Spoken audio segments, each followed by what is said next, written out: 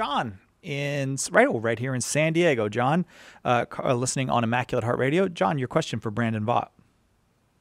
Yes, hi. Thanks for everything you guys do. You guys are a great resource. I'm a returning Catholic, cradle Catholic. But my question is, what can I do to ensure that my stepdaughter remains in the faith? She was baptized Catholic. She's a cradle Catholic, but we were in Washington, and we moved back down here to San Diego because of my job. And she stayed up there, and her boyfriend now is an atheist.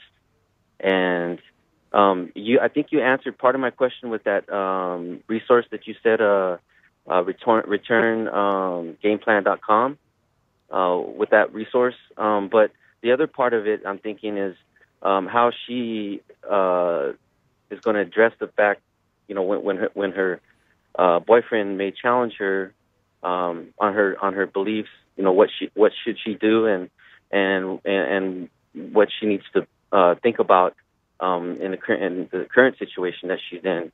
What she needs, how she can reflect on what she needs to do to come closer and back to God and back to the faith.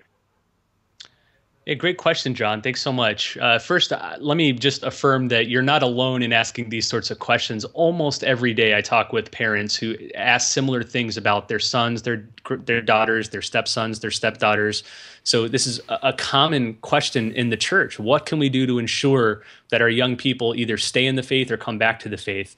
That is why I wrote the book, Return, How to Draw Your Children Back to the Church. I put together a free video series that sums up a lot of what's in the Return book, and you can find that at helpthemreturn.com. So I think that free video series will help you out a lot.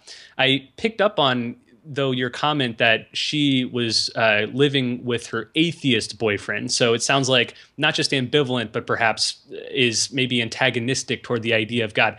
If that's the case, then I might recommend slipping your daughter a good resource that explains why it's reasonable to believe in God. There's lots of good stuff out there. A couple from Catholic Answers would be the 20 Answers booklet on God, or it's a thin little booklet that is in a question and answer format. She could read it in maybe 20 or 30 minutes. Or Trent Horn's excellent book called Answering Atheism. Both of those would give her a firm foundation so that she would be able to answer any questions her boyfriend had, but it would also ensure that she doesn't sort of drift away because of where her boyfriend might be leading her. So I'd say for you, check out the Return resources, all the things I've mentioned so far, and then for her, maybe get her something that would help firm up her faith in God. John? Okay, that sounds great. Thanks for the tips and the resources.